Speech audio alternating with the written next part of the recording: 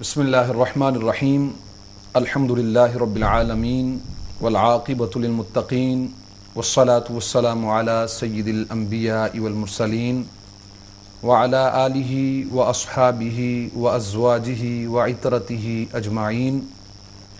قال اللہ تبارک وتعالی فی شان حبیبہ مخبرا وآمرا ان اللہ وملائکتہ یصلون علی النبی یا ایہا الذین آمنوا صلوا علیہ وسلموا تسلیما. اللہم صل علی سیدنا و مولانا محمد وعلی آل سیدنا و مولانا محمد وبارک وسلم. الصلاة والسلام علیک یا سیدی یا رسول اللہ وعلی آلک و اصحابک یا سیدی یا حبیب اللہ. ناظرین، آج کا یہ programme family and companions of prophet Muhammad صلی اللہ تعالی وسلم،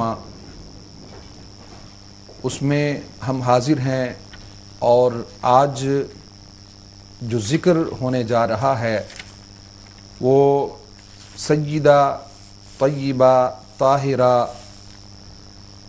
سیدہ خاتون جنت رضی اللہ تعالی عنہا، نبی کریم صلی اللہ تعالی علیہ وسلم کی پیاری بیٹی، جن کا ذکر پہلے پروگرامز میں بھی ہوا، اور آج جو تذکرہ باقی ہے اور کچھ زندگی کے ایسے پہلو جن پر ہم نے ابھی تک گفتگو نہیں کی، تو آج انشاءاللہ آپ کی زندگی کے ان پہلوؤں پر گفتگو ہوگی. ناظرین، یہ وہ پیاری ہستی ہیں جو رسول اللہ صلی اللہ تعالی علیہ وآلہ وسلم کی راحت قلب و جان ہیں. رسول اللہ صلی اللہ علیہ وسلم آپ کو دیکھتے آپ خوش ہو جاتے، رسول کائنات صلی اللہ علیہ وسلم کی آنکھوں کو ٹھنڈک ملتی.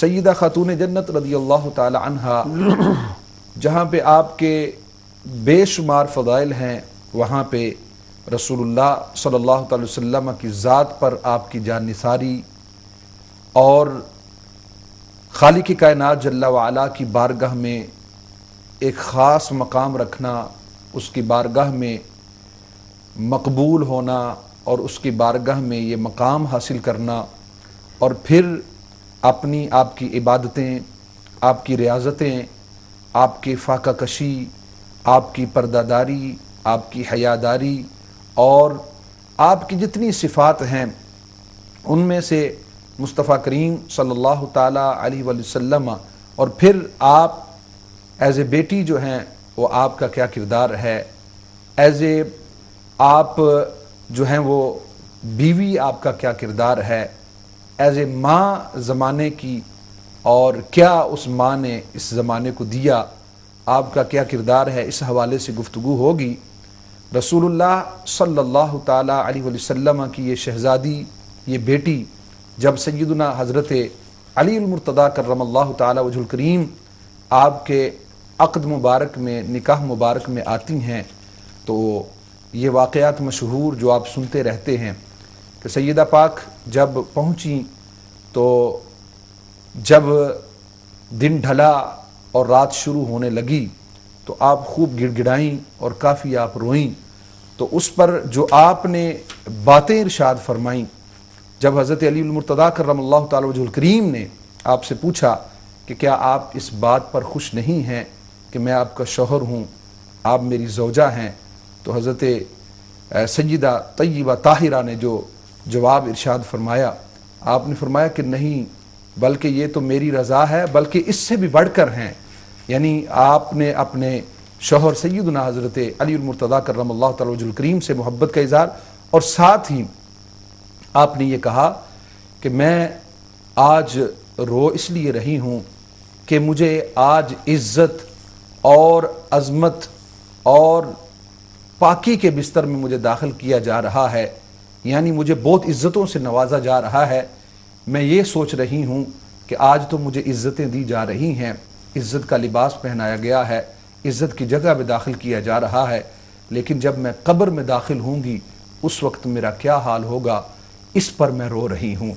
تو ناظرین، آپ کا یہ گڑ گڑانا، اور خالق کائنات جل وعلا کے دربار میں عاجزی انکساری پیش کرنا، یہاں سے پتہ چلتا ہے کہ آپ کی عظمت کتنی ہے، اور اتنی پاکیزہ ہو کر بھی، اتنی مبارک ہو کر بھی، عبادتیں کرنے والی پھر بھی خالق کائنات جل وعلا کی بارگاہ میں حاضری کا وقت جب یاد کرتی ہیں تو وہ روتی ہیں۔ ناظرین، یہ ساری باتیں آج انشاءاللہ تعالی ہم کریں گے، اور سب سے پہلے میں آپ کو تعارف کیے دیتا ہوں کہ ہمارے ہاں اس وقت ہمارے اس بزم کی جو رونق بنے ہوئے ہیں ہمارے ساتھ اسٹوڈیو میں موجود ہیں۔ میں سب سے پہلے جو ہے وہ آپ کو تعارف کرا دیتا ہوں۔ ہمارے ساتھ ہیں حضرت علامہ مولانا استاذ العلماء مفتی محمد اسلم بدیالوی نقشبندی صاحب ہمارے ساتھ موجود ہیں۔ ہم ان کو اپنے پروگرام میں خوش آمدید کہتے ہیں۔ السلام علیکم ورحمۃ اللہ وبرکاتہ۔ اور ساتھ ہی ساتھ ناظرین، ہمارے اس پروگرام کی جو رونق بنے ہوئے ہیں اور جنہوں نے ہمیں ٹائم دیا، حضرت علامہ مولانا شیخ الحدیث پروفیسر پیر سید ریاض حسین شاہ صاحب زیدہ مجدہ، جو کہ شیخ الحدیث ہیں اولڈم اسلامک کالج میں، وہ بھی ہمارے ساتھ تشریف فرما ہیں۔ ہم شاہ صاحب کو اپنے پروگرام میں خوش آمدید کہتے ہیں۔ السلام علیکم ورحمۃ اللہ وبرکاتہ۔ وعلیکم السلام ورحمۃ اللہ وبرکاتہ۔ تو ناظرین، یہ خوبصورت جن کے ظاہر سے بھی خوبصورتی نظر آتی ہے، ایمان کی نورانیت جن کے چہروں پر ہے، وہ آج ہمارے ساتھ موجود ہیں، اور اس نور زادی سیدہ طیبہ طاہرہ کا ذکر کرنے بیٹھے ہیں۔ میں ابتدائی جو سوال ہے اپنی گفتگو سٹارٹ کرنے کے لیے میں حضرت علامہ مولانا مفتی صاحب قبلہ کی طرف جو ہے وہ بڑھتا ہوں، اور حضور نبی کریم صلی اللہ تعالیٰ علیہ وسلم کی یہ پیاری بیٹی، ایز اے بیٹی آپ کا کیا کردار؟ نبی کریم صلی اللہ علیہ وسلم کی چونکہ بیٹی ہیں تو آپ کا کیا کردار رہا، اور گھر میں کیا آپ کے معاملات تھے؟ بسم اللہ الرحمن الرحیم، الحمدللہ وحدہ والصلاة والسلام علی من لا نبی بعدہ وعلی آلہ البررہ وصحبہ الکملہ، اما بعد فاعوذ باللہ من الشیطان الرجیم، بسم اللہ الرحمن الرحیم، قل لا اسألکم علیہ اجرا الا المودۃ فی القربى، صدق اللہ مولانا العظیم وبلغنا رسولہ النبی الکریم الامین۔ معزز ناظرین کرام، آپ امہ چینل کے اسٹوڈیو سے آج سیدۃ نساء اہل الجنہ حضرت فاطمہ الزہرا طیبہ طاہرہ عابدہ زاہدہ حضرت خاتون جنت رضی اللہ تعالی عنہا کا ذکر خیر آپ سن رہے ہیں اور پروگرام ملاحظہ کر رہے ہیں۔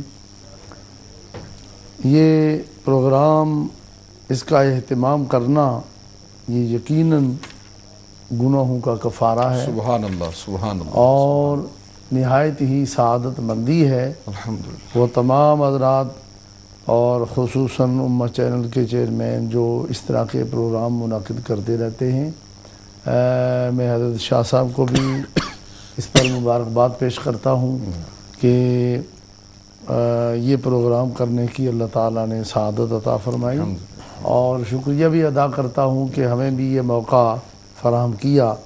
تو ماشاءاللہ حضرت شاہ صاحب بھی تشریف فرما ہیں، ارشادات سے نوازیں گے۔ حضرت خاتون جنت رضی اللہ تعالی عنہا نبی کریم رؤوف الرحیم صلی اللہ علیہ وسلم کی لاڈلی صاحبزادی ہیں۔ حضور کی اولاد پاک جو ہے، صاحبزادے اور صاحبزادیاں، یہ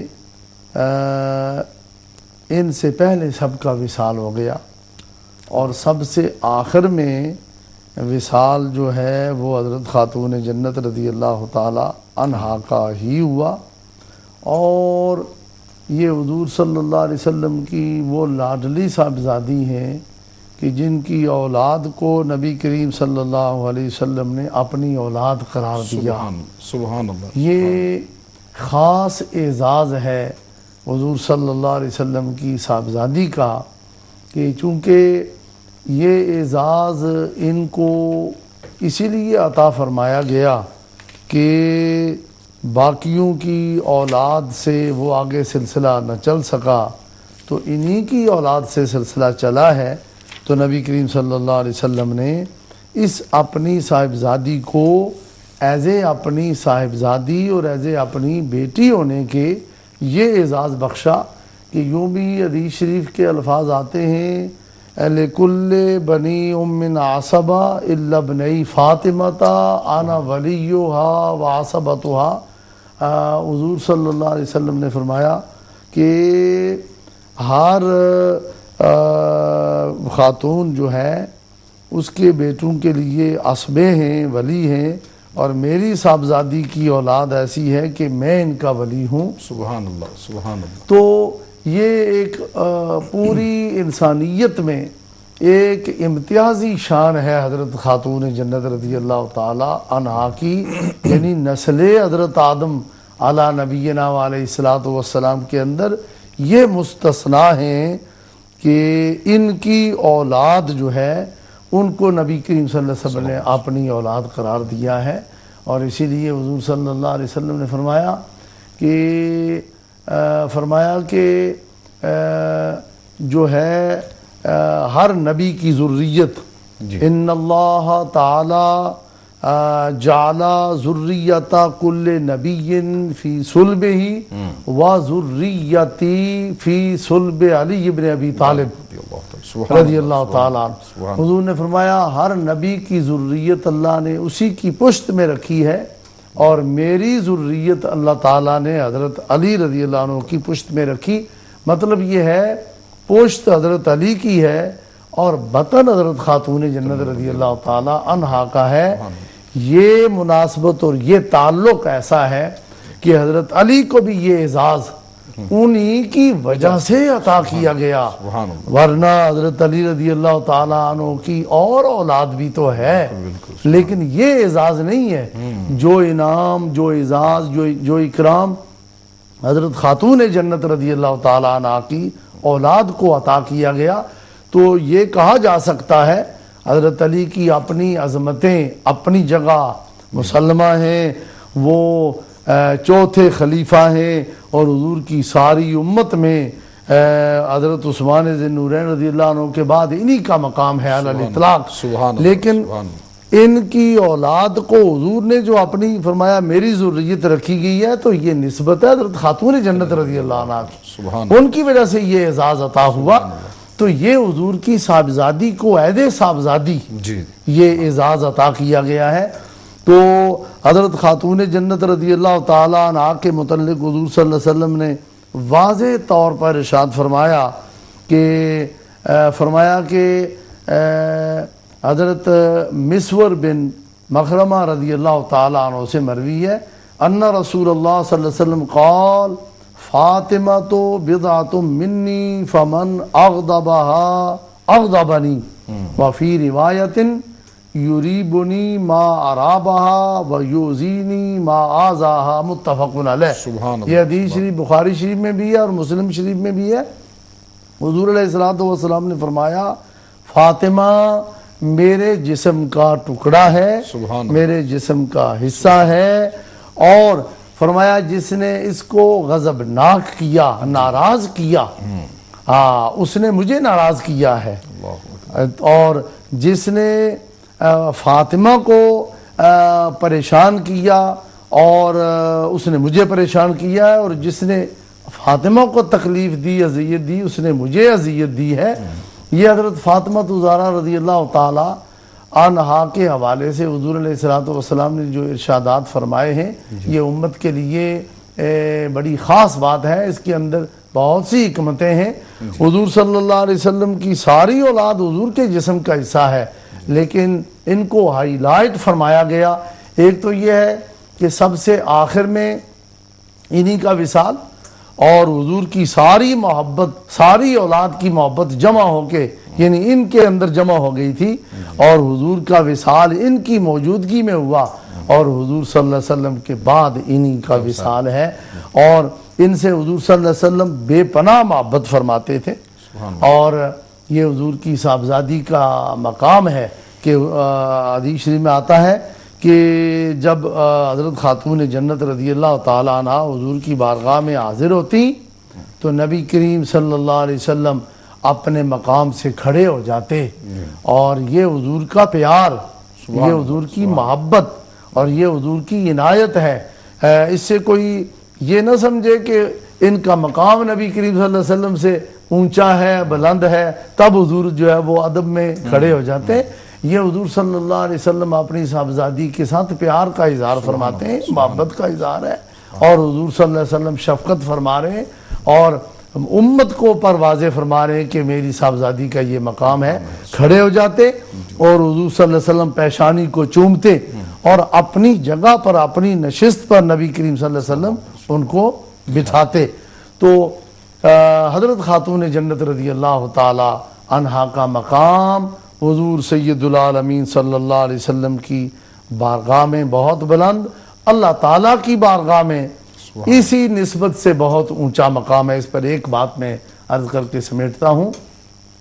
امام ابن حجر مکی الہیتمی الشافعی رحمہ اللہ تعالیٰ نے الصواعق المحرقہ میں اس روایت کو درج کیا ہے کہ حضرت خاتون جنت رضی اللہ تعالیٰ عنہا کا یہ مقام ہے کہ میدان معاشر میں جب آپ کی سواری میدان معاشر میں جب پہنچے گی اور پھر پل صراط سے گزر ہونے لگے گا تو اللہ تعالیٰ کی طرف سے ایک حکم جاری ہوگا، اور حکم یہ جاری ہوگا، حالانکہ وہ میدان معاشر ہے، وہ عقبہ ہے، آخرت ہے، دنیا نہیں ہے، یہ معاملات اور یہ وہ تکلیف اور یہ وہ اس طرح کے احکام اور امور نہیں ہے، لیکن حضرت خاتون جنت رضی اللہ تعالیٰ عنہا کا مقام اندازہ کریں کہ اللہ تعالیٰ کی طرف سے میدان معاشر میں بھی یہ ایک فرمان جاری ہوگا کہ تمام اہل معاشر اپنی نگاہیں نیچی کر لیں۔ سبحان اللہ، سبحان اللہ۔ وہاں انبیاء کرام بھی موجود ہوں گے جی، تو سب کو حکم ہوگا تمام اپنی نگاہیں نیچی کر لیں۔ کیوں؟ فرمایا جائے گا کہ میرے حبیب پاک صلی اللہ علیہ وسلم کی صاحبزادی فاطمہ زہرا کی سواری کا پل صراط سے گزر ہونے لگا ہے، سب اپنی نگاہیں نیچی کر لیں۔ سبحان اللہ، تو یہ شان ہے حضرت خاتون جنت رضی اللہ تعالی عنہا۔ سبحان اللہ، سبحان اللہ۔ ناظرین، آپ نے گفتگو سنی نبی کریم صلی اللہ تعالی وسلم کی مبارک بارگاہ میں سیدہ پاک کی شان اور خالق کائنات جل وعلا کے دربار میں شان۔ اب ہم شاہ صاحب قبلہ کی طرف بڑھتے ہیں۔ شاہ صاحب، سیدہ خاتون جنت رضی اللہ تعالی عنہا، ایک تو یہ بات کرنے سے پہلے میں چاہتا یہ ہوں کہ اس سوال کو شامل کروں کہ سیدہ خاتون جنت رضی اللہ تعالی عنہا کا نکاح حضرت علی المرتضیٰ کرم اللہ تعالی وجہ الکریم سے کب ہوا اور کیسے یہ طے پایا، اور جہیز کے حوالے سے جو آپ کو جو ہے ملا، اور ساتھ پھر آپ کی ازدواجی زندگی جو ہے سیدنا علی پاک سے محبت اور آپ کا حضرت علی پاک کا آپ سے محبت کرنا، اس پر گفتگو ارشاد فرمائیں۔ نحمدہ ونصلی ونسلم علی رسولہ الکریم وعلی آلہ واصحابہ وازواجہ اجمعین، اما بعد۔ سیدہ خاتون جنت سلام اللہ علی ابیہا و علیہا کا تذکرہ ہو رہا ہے، اور حضرت قبلہ مفتی صاحب نے بڑی خوبصورت گفتگو فرمائی اس حوالے سے۔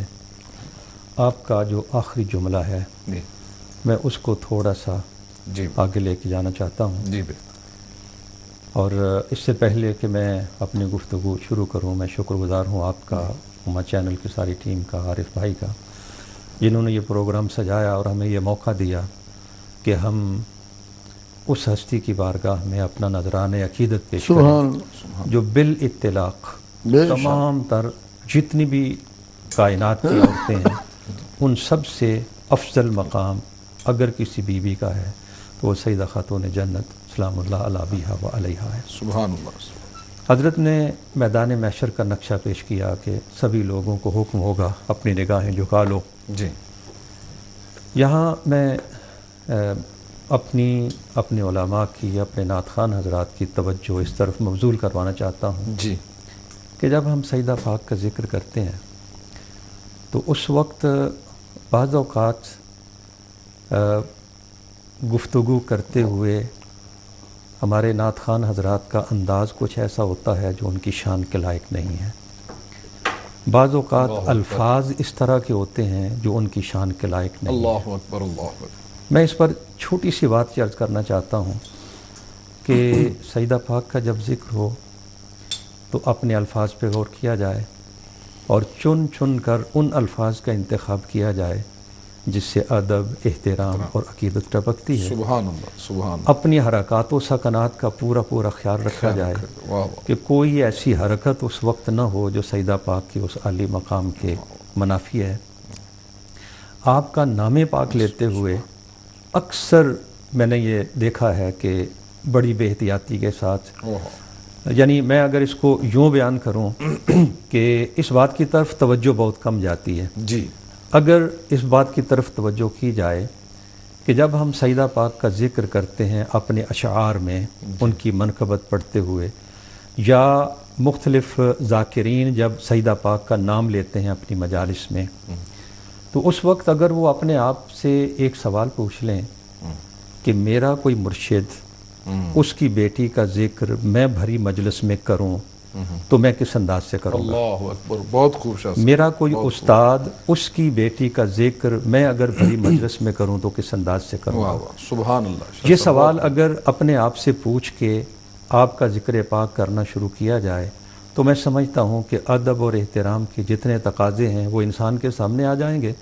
مجھے بڑے دکھ کے ساتھ یہ کہنا پڑ رہا ہے کہ بہت دفعہ ایسا ہوتا ہے کہ جس انداز سے سیدہ پاک کا ذکر ہوتا ہے، جی. اگر کسی نعت خوان سے، کسی ذاکر سے یہ کہا جائے کہ اسی انداز سے اپنے شیخ کی بیٹی کا نام بھری مجلس میں لو تو شاید وہ لینے کے لیے تیار نہ ہو.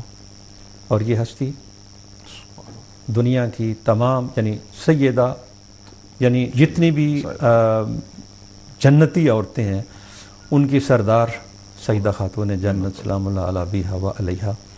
اور اس پر ہمارے اہل سنت کا اتفاق ہے اس بات پر کہ نبی کریم صلی اللہ علیہ وسلم نے مختلف بیویوں کی عظمت اور ان کی شان کو بیان کیا ہے.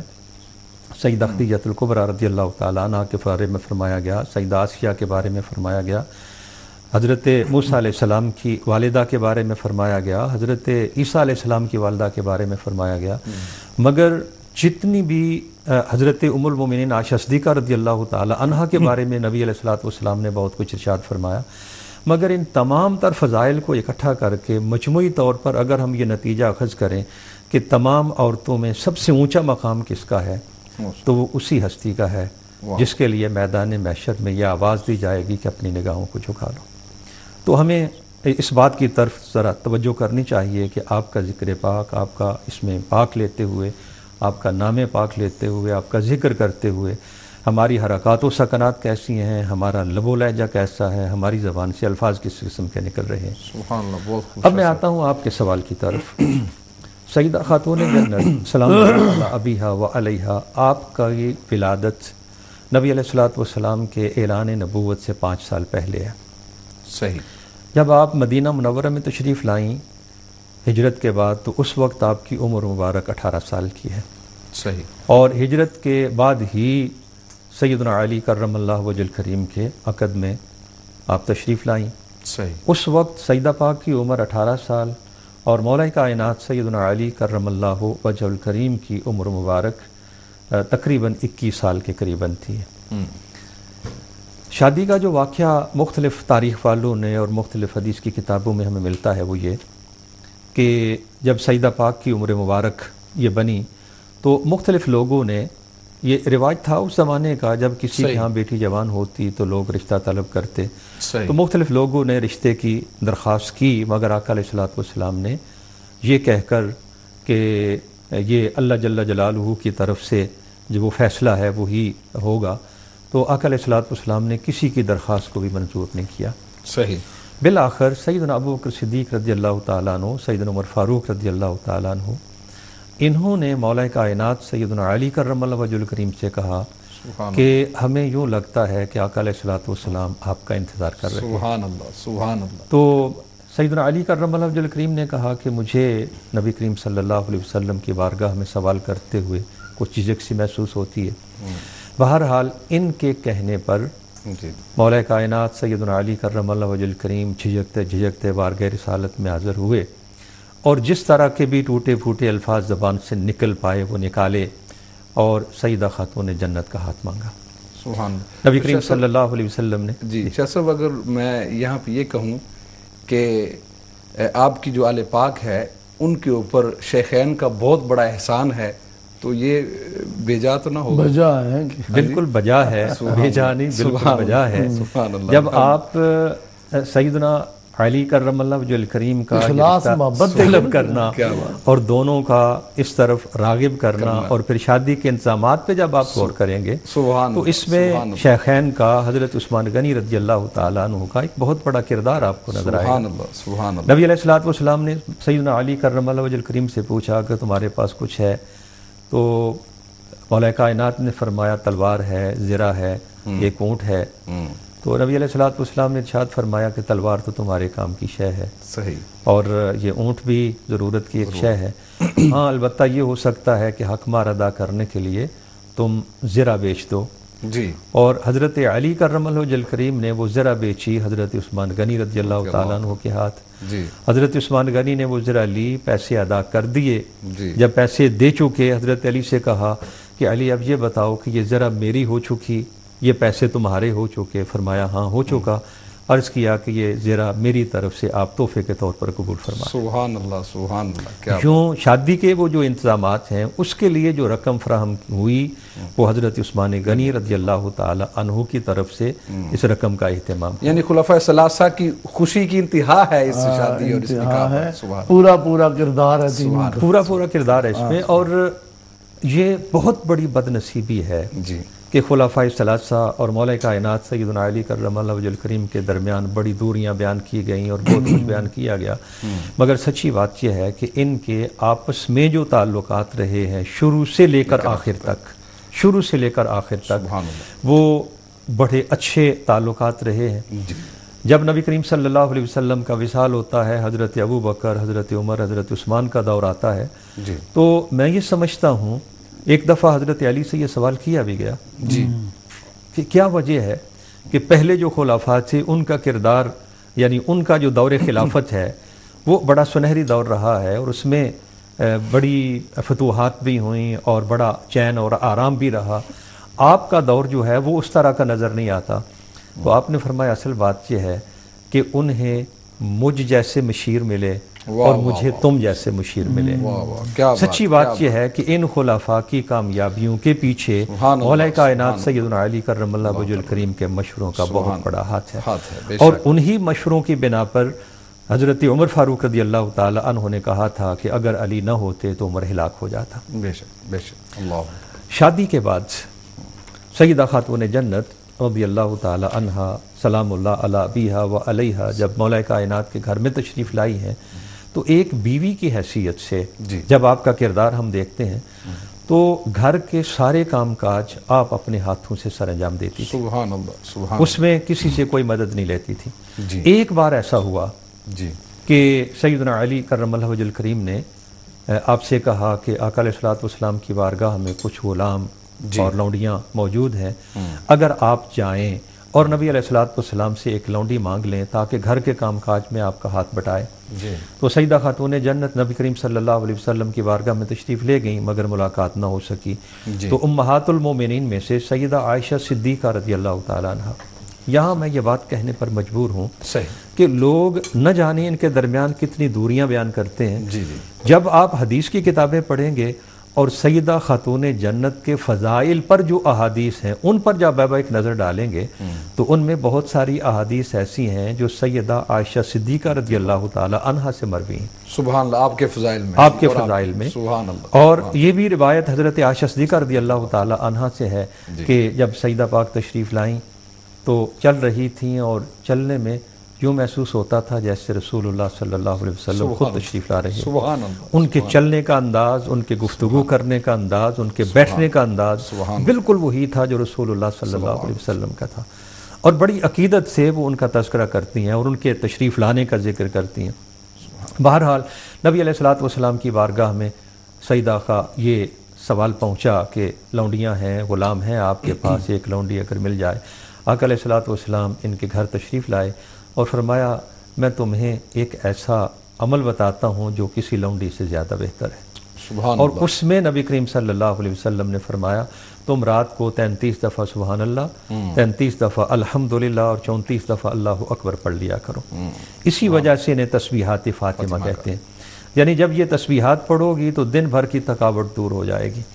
اور اصل بات یہ ہے کہ آقا علیہ الصلوۃ والسلام نے جو طرز زندگی اپنے لیے پسند فرمایا وہی انداز زندگی سیدہ خاتون جنت کے لیے بھی پسند فرمایا. سبحان اللہ. جیسے آپ نہیں چاہتے تھے کہ آپ کے گھر میں عیش و آرام ہو لیکن لوگوں کے ہاں کھانے کے لیے کچھ نہ ہو، نبی کریم صلی اللہ علیہ وسلم اپنے لیے یہ نہیں چاہتے تھے کہ میرا گھر جو ہے وہ بہت اچھا ہو جبکہ دوسرے لوگوں کے پاس سر چھپانے کے لیے جگہ نہ ہو. انہی روایات میں سے ایک روایت ہمیں ملتی ہے کہ ایک دفعہ سیدہ خاتون جنت سلام اللہ علیہ ابیہا و علیہا آپ نے اپنے گھر میں پردہ لٹکا لیا دیواروں پر. تو آقا علیہ الصلوۃ والسلام تشریف لائے تو جب یہ دیکھے تو ناپسند فرمایا کہ نبی کی بیٹی کے گھر میں یہ سجاوٹ نہیں ہونی چاہیے. اللہ اکبر. آقا علیہ الصلوۃ والسلام واپس تشریف لے گئے. سیدہ پاک نے آپ سے پوچھا یا رسول اللہ صلی اللہ علیہ وسلم آپ اندر تشریف نہیں لائے؟ تو آقا علیہ الصلوۃ والسلام نے وہ جو پردے تھے، وہ جو سجاوٹ تھی دیواروں پر، اس پر جب ناپسندیدگی کا اظہار کیا تو سیدہ پاک نے اسی وقت وہ پردے ہٹا دیے. اللہ اکبر. اللہ. تو جو انداز آقا علیہ الصلوۃ والسلام خود اپنے لیے پسند فرماتے ہیں. سیدہ خاتون جنت نے اپنے گھر میں چکی بھی اپنے ہاتھوں سے پیسی، گھر کے کام کاج بھی اپنے ہاتھوں سے کیے. کوئی خادمہ نبی کریم صلی اللہ علیہ وسلم نے عطا نہیں فرمائی، بلکہ سیدہ پاک کو درس یہ دیا کہ اپنے ہاتھوں سے اپنے گھر کے کام کاج کرنے میں عصمت ہے اور اسی میں بزرگی ہے. تو ایک بیوی کی حیثیت سے جب ہم سیدہ پاک کی زندگی کا مطالعہ کرتے ہیں تو بلا شبہ سیدنا علی کرم اللہ وجہ الکریم نے ایک بے مثال خامد ہونے کا کردار ادا کیا ہے اور سیدہ پاک نے ایک بے مثال بیوی ہونے کا کردار ادا کیا. سبحان اللہ. سبحان اللہ. تو شاہ صاحب کبھی ایسا بھی ہوا کہ کوئی رنجش، کوئی معاملہ، کوئی ایسا کوئی ناراضگی آپ کے درمیان؟ ظاہر سی بات جس طرح حضور ہم دیکھ رہے ہیں آج کل زمانے کے اندر 95% ہمیں یہ ملتا ہے کہ یہ رشتے کے اندر وہ اس طرح کی ادب و احترام، ایک دوسرے کے حقوق نہیں. تو کیا حضرت علی پاک اور حضرت سیدہ خاتون جنت رضی اللہ تعالیٰ عنہ کے درمیان بھی اسی طرح؟ سیدنا علی کرم اللہ وجہ الکریم سخت محتاط تھے. سبحان اللہ. سخت محتاط تھے اس حوالے سے کہ سیدہ پاک نبی کریم صلی اللہ علیہ وسلم کی صاحبزادی ہیں جنہیں آپ نے اپنے جگر کا ٹکڑا فرمایا. واہ واہ واہ. سبحان اللہ. آپ کو معمولی سی ایذا پہنچی تو وہ آقا علیہ الصلوۃ والسلام کی ایذا کا باعث بنے گا. اس لیے مولا کائنات نے اپنی ساری زندگی میں بھرپور کوشش فرمائی ہے کہ آپ کی کسی بات کی وجہ سے، کسی بھی بات کی وجہ سے سیدہ پاک کا دل نہ دکھے. سبحان اللہ. مگر ظاہر ہے کہ جی جی یہ انسانی فطرت ہے، جی کبھی کبھار ایسا ہو جاتا ہے. جی جی تو ایک تو مواقع ایسے ملتے ہیں جی کہ سیدنا علی کرم اللہ وجہ الکریم تشریف لاتے ہیں، کسی بات پر سیدہ پاک کا جو چہرہ پاک ہے اس پر کچھ ایسے آثار نظر آتے ہیں جی. کہ سیدنا علی کرم اللہ وجہ الکریم بہتر یہ سمجھتے ہیں کہ اس وقت مجھے یہاں سے علیحدہ ہو جانا چاہیے. جی. تو مولا کائنات وہاں سے نکلے اور مسجد میں جا کے، ظاہر ہے کہ اس وقت مسجد میں کوئی کارپیٹ یا کوئی دری جی. یا کوئی اس طرح کے شاید تو تھی نہیں، ننگی زمین ہوتی تھی اور بعد میں اس پر یہ کچھ جو کنکریاں ہیں وہ بچھائی گئیں تاکہ اگر اوپر سے پانی ٹپکے تو اس میں کیچڑ نہ بنے. تو حضرت علی کرم اللہ وجہ الکریم مسجد میں تشریف لے گئے اور وہاں جا کے لیٹ گئے اور سو گئے. نبی کریم صلی اللہ علیہ وسلم تشریف لائے، پوچھا حضرت علی کرم اللہ وجہ الکریم کے بارے میں. تو سیدہ پاک نے جس انداز سے جواب دیا، نبی کریم صلی اللہ علیہ وسلم سمجھ گئے کہ شاید کو بات ہے جس کی وجہ سے حضرت علی کرم اللہ وجہ الکریم گھر پہ نہیں ہیں. صحیح. تو نبی علیہ الصلوۃ والسلام سیدنا علی کرم اللہ وجہ الکریم کی تلاش میں جی مسجد میں تشریف لے گئے. وہاں دیکھا آپ فرش پہ لیٹے ہیں اور کپڑوں کے ساتھ مٹی لگی ہوئی ہے. نبی علیہ الصلوۃ والسلام نے آپ نے اٹھایا، فرمایا قم یا ابا تراب، اے مٹی کے باپ اٹھ. اور یہ نام چونکہ نبی کریم صلی اللہ علیہ وسلم کی زبان پاک سے نکلا تھا اس لیے مولا کائنات کو یہ نام سب سے زیادہ پسند تھا کہ آپ کو ابو تراب کے نام سے پکارا جائے. تو اس قسم کی معمولی چند باتیں تو آپ کو ازدواجی زندگی میں مل جائیں گی، مگر اس قسم کا کوئی بھی ثبوت، کوئی بھی ایویڈنس آپ کو نہیں ملے گا جی کہ حضرت علی کرم اللہ وجہ کریم ناراض ہو گئے ہوں جی اور وہ 1 دن 2 دن اپنے گھر سے باہر رہے ہوئے ہوں، یا سیدہ خاتون جنت سلام اللہ علیہ بیہا و علیہا ناراض ہو کے اپنے باپ کے گھر تشریف لے گئی ہوں. ایسی اس طرح کی کوئی مثال آپ کو اس ازدواجی زندگی میں نہیں ملے گی. کیا بات. تو شیخ صاحب مجھے اس حوالے سے حضرت علی پاک کرم اللہ تعالی وجہ الکریم کا وہ فرمان یاد آ رہا ہے کہ آپ نے خود فرمایا، لوگوں کو کہا کہ اسی سوال پر کہ اے لوگوں کہ کبھی بھی ایسا نہیں ہوا، کبھی ایسا لمحہ نہیں ہوا کہ میں نے سیدہ پاک کو ناپسند کیا ہو، اور کبھی ایسا نہیں ہوا کہ میرے دل میں جو ہے کبھی ان کے بارے میں غصہ آیا ہو. اور آپ فرماتے ہیں کہ اسی حالت میں اس حالت میں آپ کا وصال ہوا کہ کبھی بھی نہ میں نے ان کی نافرمانی، اس اعتبار سے کہ آپ سید العالمین کی جو ہے نا وہ بیٹی ہیں، اور اس اعتبار سے کہ میں شوہر ہوں، تو انہوں نے کبھی بھی میری نافرمانی نہ کی. اس حالت میں آپ دنیا سے تشریف لے کے گئیں، اور وہ کبھی مجھ سے ناراض نہیں ہوئی اور میں ان سے کبھی ناراض نہیں ہوا. یعنی یہ ناراضگی کا اظہار اور چیز ہے، دل سے رنجش جو ہے اس کا یعنی ایک اور معاملہ ہے.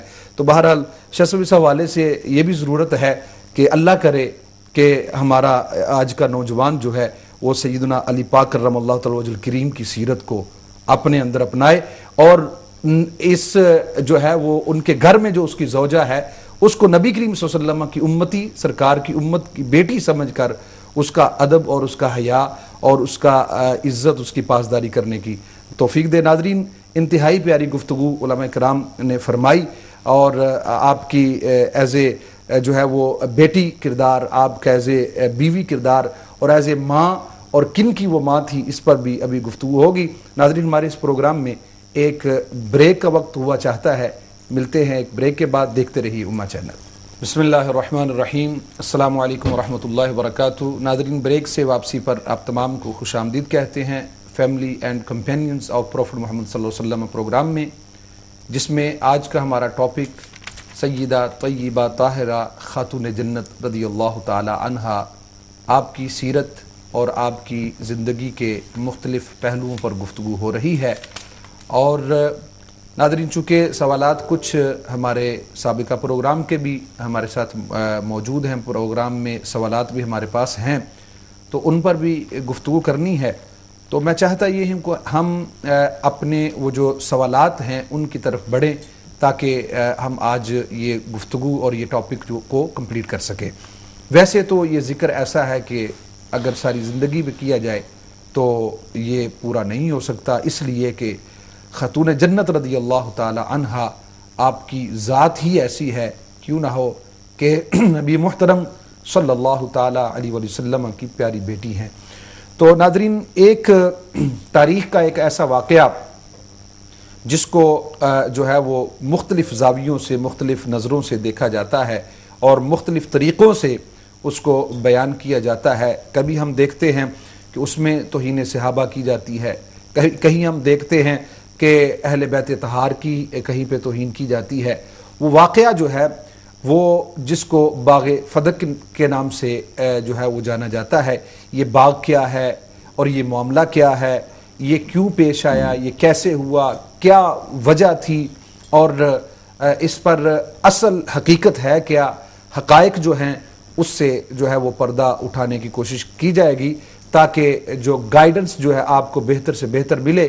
اور اس میں نبی کریم صلی اللہ تعالی وسلم کے صحابہ کے حوالے سے کیا معاملہ ہے، کیا واقعی ایسا تھا کہ صحابہ یا خلفاء یا خلیفہ اول جو ہیں وہ سیدہ پاک سے کچھ اس طرح کا معاملہ تھا، یا سیدہ پاک کی ناراضگی رہی ہے، کچھ وقت کے لیے رہی ہے، یا مستقل ناراضگی تھی، کیا معاملہ تھا.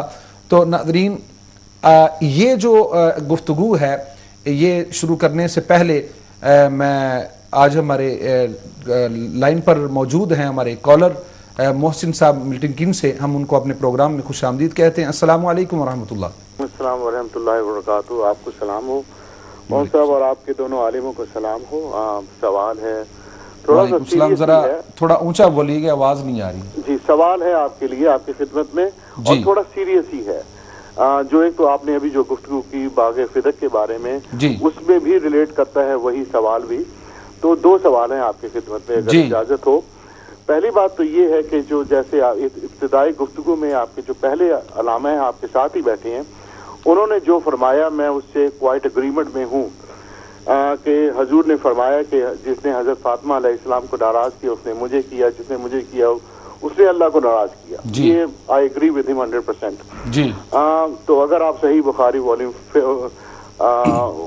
4 بک 53 جی آپ سوال کیجئے. اس کے اندر صاف لکھا ہے کہ حضرت فاطمہ علیہ السلام حضرت ابو بکر سے غضبناک تھیں. صرف ناراض نہیں تھی، غضبناک تھیں، اور ایسے ہی رہیں جب تک کہ انتقال نہیں ہو گیا. اور جب تک کہ انتقال نہیں ہو گیا یہ بھی لکھا ہے. یہ بھی لکھا ہے. ٹھیک ہے، حوالہ کیا ہے؟ Reminder of her life. جی جی حوالہ دوبارہ کہیے گا. بک 4 والیوم 53 حدیث نمبر 325. یہ عربی کی عبارت پڑھیں انہیں کہیں. نہیں عبارت آپ عالم لوگ ہیں، عربی کی عبارت پڑھیں نا آپ پلیز. نہیں آپ عالم لوگ ہیں، پڑھیں. نہیں عالم لوگ تو ہیں. آپ کا سوال کا جو انداز ہے وہ بڑا عجیب ہے. اگر آپ اتنے ہی گہرے ہیں اور جانتے ہیں بخاری شریف کو تو عربی عبارت پڑھیں، پتہ چل جائے گا کیا الفاظ ہیں. آپ ماشاءاللہ آپ مجھ سے بہت زیادہ پڑھے لکھے. جی سوال مکمل کیجئے. تو آپ اس کو پڑھ کے عربی میں بتا دیں اور جو ترجمہ لوگوں نے لکھا ہے وہ بتا دیں. حوالہ آپ دے رہے ہیں تو پڑھ کے ہم اچھا ادھر سے پھر آگے نیکسٹ سوال آپ سے. جی بولیے. جیسے ابھی مون صاحب ابھی فرما رہے تھے باغ فدق کے بارے میں، میں اس کے بارے میں نہیں سوال کروں گا بٹ اس سے ریلیٹڈ ہے. وہ یہ ہے کہ حضرت ابو بکر نے باغ فدق حضرت فاطمہ سے لے لیا تھا. اس سے پہلے حضرت فاطمہ کے پاس تھا، لے لیا تھا اور کہا کہ جی جو نبی ہوتے ہیں وہ ان کا ورثہ نہیں ہوتا. یہ بیسکلی بات ہے. بہرحال اگر آپ ہسٹری میں جائیں ورثہ تو حضرت ابو بکر نے دیا، اپنی بیٹی کو دیا، کیونکہ حضرت ابو بکر کی بیٹی حضرت عائشہ رضی اللہ عنہ اب جس گھر میں رہتی تھی حضور کا گھر تھا اس میں رہی. حضرت ابو بکر نے اپنی بیٹی کو اپنے گھر نہیں بلایا تو ورثہ تو بیوی کو دیا، حضور کی بیٹی سے چھینا. اس میں جسٹس کہاں ہے یہ آپ مجھے بتائیے. شکریہ، اللہ آپ کو سیف رکھے. بہت شکریہ، جزاکم اللہ خیر. جی تو حضور یہ جو گفتگو ابھی ہونی ہے اسی پر ہی سوال کیے گئے ہیں. ایک تو سوال یہ ہے کہ واقعہ تو آپ بیان فرمائیں گے اور ساری اس کی حقیقت بیان کریں گے کہ یہ جو حوالہ دیا گیا کہ آپ غضبناک ہوئیں اور تاوصال جو ہے انتقال آپ غضبناک رہیں حضرت ابو بکر صدیق رضی اللہ تعالیٰ عنہ پر. اور دوسرا سوال کہتے ہیں یہ موصوف کہ پہلے یہ باغ جو ہے یہ سیدہ خاتون جنت رضی اللہ تعالیٰ عنہ کے پاس تھا اور بعد میں لیا گیا. اور ایک جو ہے حضرت پھر دوسرا اسی کے اوپر ایک سوال کرتے ہیں کہ حضرت ابو بکر صدیق رضی اللہ تعالیٰ عنہ نے یہ وراثت جو ہے نا یہ ام المومنین کو دی ہے. ٹھیک ہے، میں اس سلسلے میں عرض کرتا ہوں ناظرین کرام. سب سے پہلے تو یہ مسئلہ جو باغ فدق ہے اس کی حقیقت سمجھنی بڑی ضروری ہے اور یہ مسئلہ بڑا مارکۃ الآراء ہے اہل سنت و جماعت اور غیر اہل سنت و جماعت کے درمیان جو رافضی لوگ ہیں. اور اس کی بنیاد پر صحابہ کرام کو طعن و تشنیع کا نشانہ بنایا جاتا ہے اور امت کے اندر بہت بڑی بدگمانی پیدا کی جاتی ہے. باغ فدق جو ہے اس کی حقیقت یوں ہے کہ غیر مسلم لوگ وہ مغلوب ہو کر بغیر جنگ کیے مسلمانوں کے حوالے زمین کا جو خطہ کر دیا کرتے تھے ان میں سے یہ فدق بھی ایک خطہ ہے زمین کا. تو اس کا جو یہ وہ باغ والا جو ہے یہ وہ خطہ ہے. تو اس کی آمدنی جو تھی وہ نبی کریم صلی اللہ علیہ وسلم اپنے اہل و عیال ازواج مطہرات وغیرہ پر خرچ فرمایا کرتے تھے. کچھ وہی محسن صاحب دوبارہ ہمارے ساتھ موجود ہیں، کچھ کلیئرفیکیشن کرنا چاہتے ہیں. جی محسن صاحب. جی میرا سوال آپ کو غلط لگا، میں شاید پریزنٹ نہیں کر سکا اس کو صحیح. جی بولیے دوبارہ. سوال یہ تھا، یہ نہیں میں نے کہا کہ جیسے مون صاحب نے بھی کہا کہ جی وہ فدق حضرت عائشہ کو دے دیا تھا، یہ نہیں میں نے کہا. میں نے یہ کہا کہ حضرت عائشہ جس حجرے میں رہتی تھیں وہ حجرہ کیونکہ حضور کا تھا، یعنی کہ حضور کا تھا نا، تو حضرت عائشہ اس میں رہتی تھیں اور بھی بیوی اپنے اپنے گھروں میں ام المومنین رہتی تھیں. ان کو تو رہنے دیا کہ جی تم رکھو. تم بٹ حضور کی بیوی سے بیٹی سے چھین لیا, بیویوں کو دے دیا. چلو سمجھ آ گئی, سمجھ آ گئی, آپ کی سمجھ آ گئی, کوشچن سمجھ آ گیا. شکریہ سر, خدا حافظ. آپ کوشچن سمجھ آ گیا. جی تو یہ جو باغ فدق کی آمدنی تھی یہ نبی کریم صلی اللہ علیہ وسلم ازواج مطہرات پر اور دیگر افراد پر حضور خرچ فرمایا کرتے تھے. اس سے بنی ہاشم کو بھی حضور حصہ عطا فرمایا کرتے تھے, اور جو مہمان باہر سے آتے وغیرہ غریبوں یتیموں پر بھی اس سے جہاد کے لیے بھی تیاری کے لیے خرچ کیا جاتا, اصحاب صفہ پر بھی خرچ کیا جاتا اس آمدنی سے. اور بنی ہاشم کے لیے بھی کچھ وظیفہ مقرر کر رکھا تھا. اب اس کے باوجود حضور خاتون جنت سیدہ فاطمہ زہرا رضی اللہ تعالی عنہ جو حضور کی لاڈلی صاحبزادی ہیں, ان کے لیے جو ہے یہ پوری طرح کفالت حضور کے ذمہ نہیں تھی, چونکہ آپ شادی شدہ ہو چکی تھی. حضرت علی کرم اللہ وجہ الکریم کے ذمہ ان کی سارے اخراجات جو ہے وہ آ چکے تھے. تو یہ جو اس طرح کی زمینیں تھی, ان کی آمدنی مخصوص جو مد ہوتی تھی ان کے اندر خرچ کی جاتی تھی حضور صلی اللہ علیہ وسلم کے اپنے ظاہری زمانہ مبارک میں. اور جو ہے یہ حضور صلی اللہ علیہ وسلم کی ذاتی ملکیت نہیں تھی, صحیح, اور نہ ذاتی ملکیت قرار دیا گیا. ویسے بھی جو ہے وہ حضور صلی اللہ علیہ وسلم کی حدیث واضح ہے کہ ہم انبیاء کرام کی جماعت جو ہے جو ہم اپنی وراثت مال درہم دینار یہ نہیں چھوڑتے, وَلَٰكِنْ يُورِثُ عِلْمًا, ہماری وراثت علم ہوتی ہے.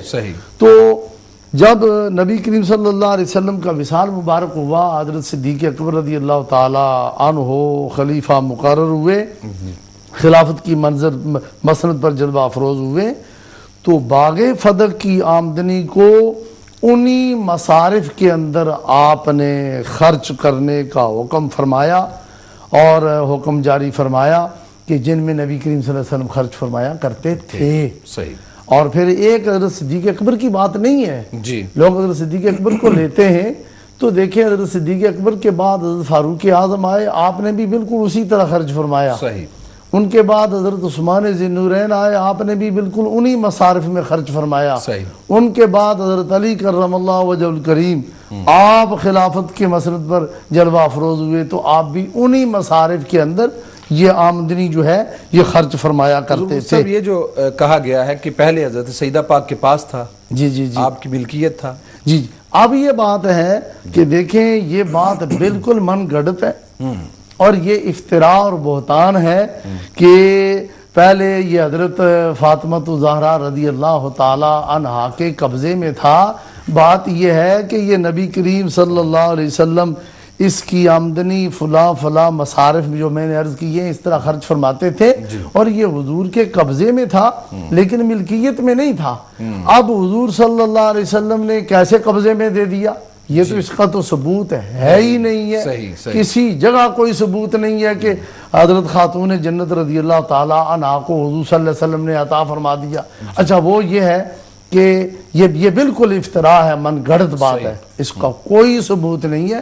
وہ ہبہ کی شکل میں حضور نے عطا فرمایا تھا, کوئی ثبوت نہیں ہے. اور ہبہ کے لیے قبضہ شرط ہے, جب تک قبضہ نہ ہو موہوب چیز پر, موہوب لا قبضہ نہ کرے اس وقت تک اس کی ملکیت نہیں آتی. تو قبضہ تو ہوا ہی نہیں, حضور نے پہلے عطا فرمایا ہی نہیں. تو یہ ایک من گھڑت بات ہے.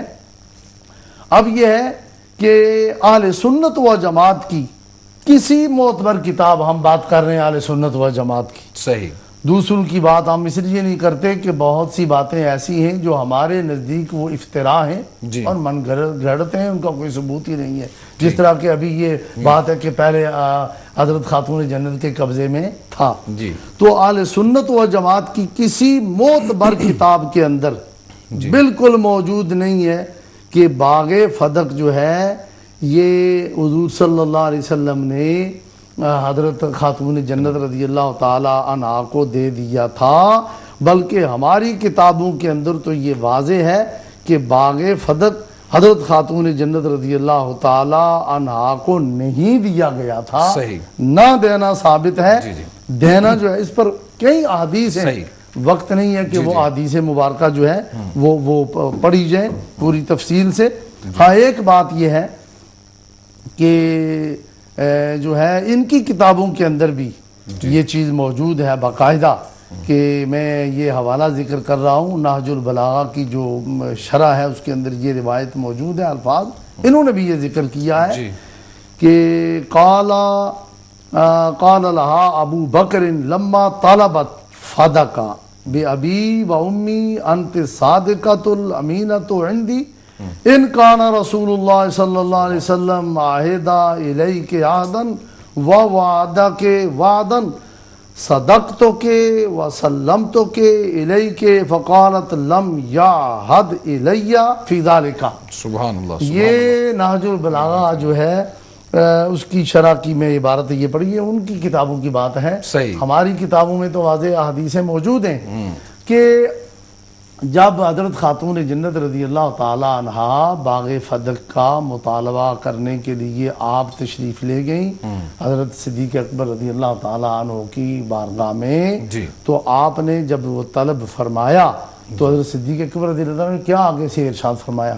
فرمایا کہ بے ابی و امی، میرے ماں باپ آپ پر قربان. سبحان اللہ. جی انت صادقہ، آپ صادقہ ہیں، الامینہ، آپ امینہ ہیں اندی میرے نزدیک، ان کان رسول اللہ صلی اللہ علیہ وسلم عہدا الیک عہدا، اگر نبی کریم صلی اللہ علیہ وسلم نے آپ کے لیے باغ فدق کی وصیت فرما دی ہے جی اور حضور نے آپ سے وعدہ فرمایا دیا تھا باغ فدق کا، تو فرماتے ہیں حضرت صدیق اکبر نے فرمایا کہ میں آپ کی تصدیق کروں گا، وَسَلَّمْتُ إِلَيْكَ، میں آپ کے سپرد بھی کر دوں گا، آپ فرما دیں مجھے. سبحان اللہ. فقالت، تو حضرت خاتون جنت رضی اللہ تعالیٰ عنہ نے آگے سے یہ فرمایا نبی کریم صلی اللہ علیہ وسلم نے کوئی مجھے وصیت نہیں فرمائی باغ فدق کی، اور نہ حضور صلی اللہ علیہ وسلم نے میرے ساتھ اس معاملے میں کوئی وعدہ فرمایا اور نہ کوئی وصیت فرمائی.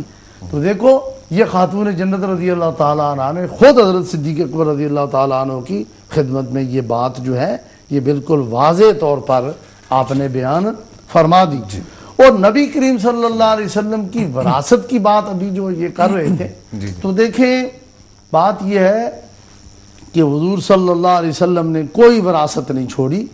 یہ واضح طور پر حضور صلی اللہ علیہ وسلم نے یہ فرما دیا تھا، فرمایا کہ ہم انبیاء کی جماعت جو ہے لا نارثو ولا نورثو، ہم نہ وارث کسی کے بنتے ہیں نہ کسی کو اپنا وارث بناتے ہیں، بلکہ ما ترکناہ صدقہ، ہم جو چھوڑتے ہیں وہ صدقہ ہوتا ہے، اور وہ تمام مسلمانوں کے لیے ہوتا ہے، وہ عامت المومنین کے لیے وہ چیز ہوتی ہے، وہ کسی خاص کے لیے وہ کوئی مخصوص نہیں ہوتا. تو وراثت تو حضور صلی اللہ علیہ وسلم نے کوئی چیز جمع فرمائی نہیں. حضور اس کو جلدی تو گھر سے صدقہ خیرات فرما دیا کرتے تھے. احادیث بری پڑی ہیں کہ حضور صلی اللہ علیہ وسلم اپنے گھر میں کوئی چیز چھوڑتے ہی نہیں. ام المومنین عائشہ صدیقہ عفیفہ رضی اللہ تعالیٰ عنہ خود فرماتی ہیں ایک مرتبہ حضور صلی اللہ علیہ وسلم نے آخری ایام میں مجھے حکم فرمایا، صرف یہ فرمایا کہ 7 اشرفیاں جو ہیں وہ گھر میں پڑی تھیں آخری ایام میں.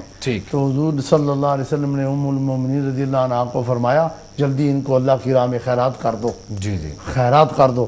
تو فرماتی ہیں کہ کسی مشغولیت کی وجہ سے میں خیرات جلدی نہ کر سکی، تو حضور نے وہ اشرفیاں منگوائیں اور خود حضور نے ان کو خیرات کر دیا.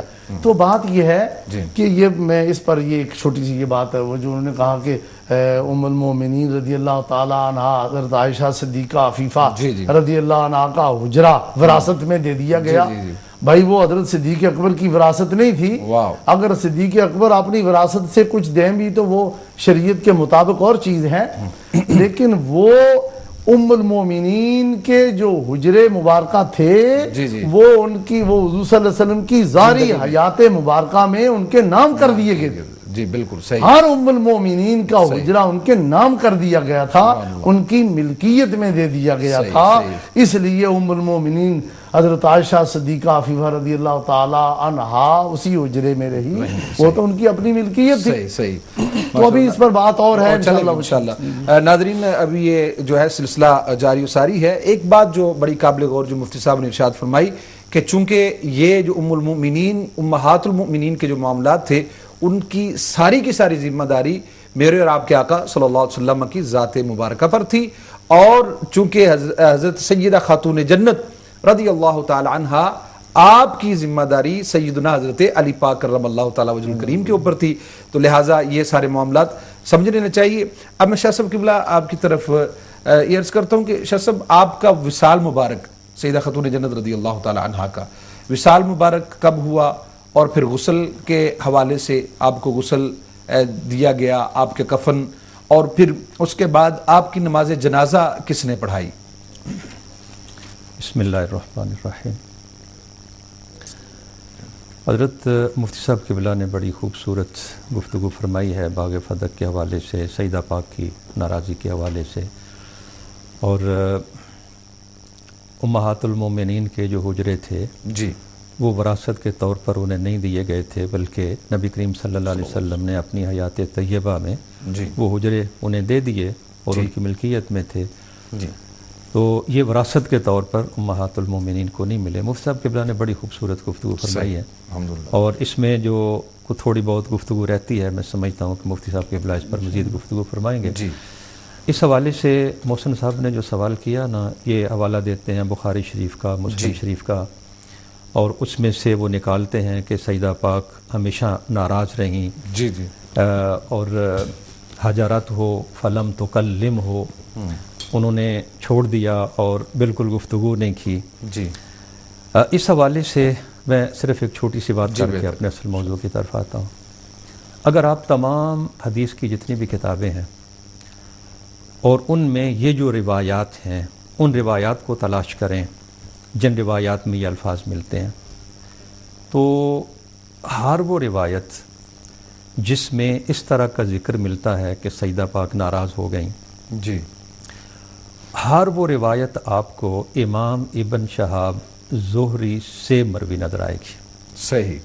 یعنی یہ ایک بڑی اصولی سی بات ہے. صحیح, بہت خوب. ہر وہ روایت جس میں یہ بات آئے گی, یعنی آپ کو ابن شہاب زہری بہت بڑے محدث ہوئے, ہم ان کی عظمت جو ہے اس کے قائل ہیں, تو ابن شہاب زہری کے علاوہ اور کسی بھی سند میں آپ کو کسی حدیث کی کتاب میں یہ نہیں ملے گا کہ سیدہ پاک حضرت ابوبکر صدیق رضی اللہ تعالی عنہ سے ناراض ہوئیں.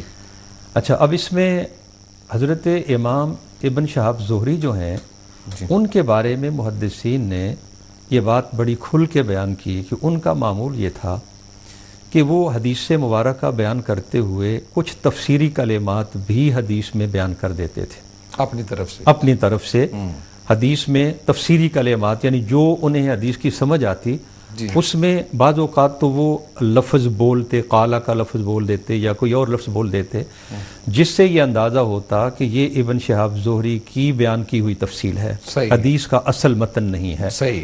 اور بعض اوقات حدیث لکھتے ہوئے وہ جو قالا کا لفظ ہے یا اس طرح کے الفاظ ہیں وہ ڈراپ بھی ہو جاتے ہیں, اور دیکھنے والا بندہ, حدیث پڑھنے والا بندہ یہ محسوس کرتا ہے کہ شاید یہ بھی حدیث ہی کا حصہ ہے. آپ جب اس حدیث کو پڑھیں گے نا, میں انہیں یہ مشورہ دوں گا کہ آپ ان روایات کو تھوڑا سا ایک بار پھر دیکھیں.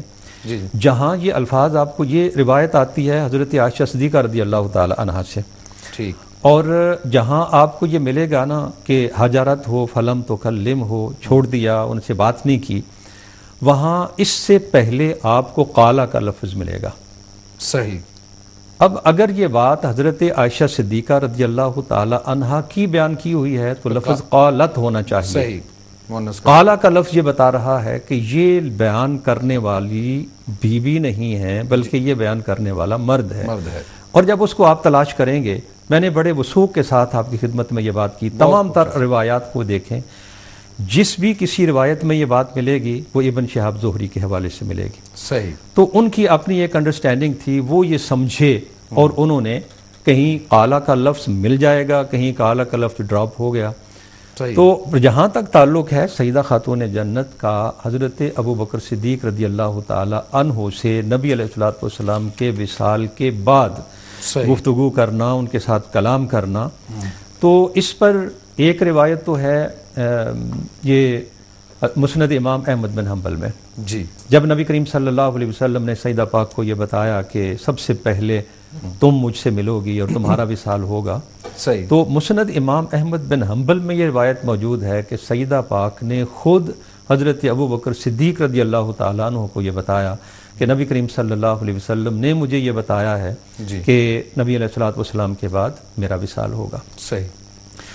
اور یہ جو الفاظ ہیں ان کی تفصیل بیان کرتے ہوئے، اب ظاہر ہے کہ یہ سارے شواہد پیش کرنے کا تو موقع نہیں، صرف ایک اشارہ ہم دے سکتے ہیں۔ یہ جو الفاظ ہیں کہ انہوں نے چھوڑ دیا اور بات نہیں کی، اس کے بارے میں محدثین فرماتے ہیں کہ اس کا مطلب یہ نہیں کہ بالکلیہ انہوں نے اپنے تعلقات توڑ لیے اور وہ حضرت ابو بکر سے کبھی نہیں بولیں۔ محدثین یہ فرماتے ہیں کہ اس کا معنی یہ ہے لم تکلم ہو، اس معاملے کے بارے میں، یہ فدق کا جو معاملہ تھا، اس معاملے کے بارے میں سیدہ خاتون جنت نے پھر حضرت ابو بکر کے ساتھ گفتگو نہیں فرمائی۔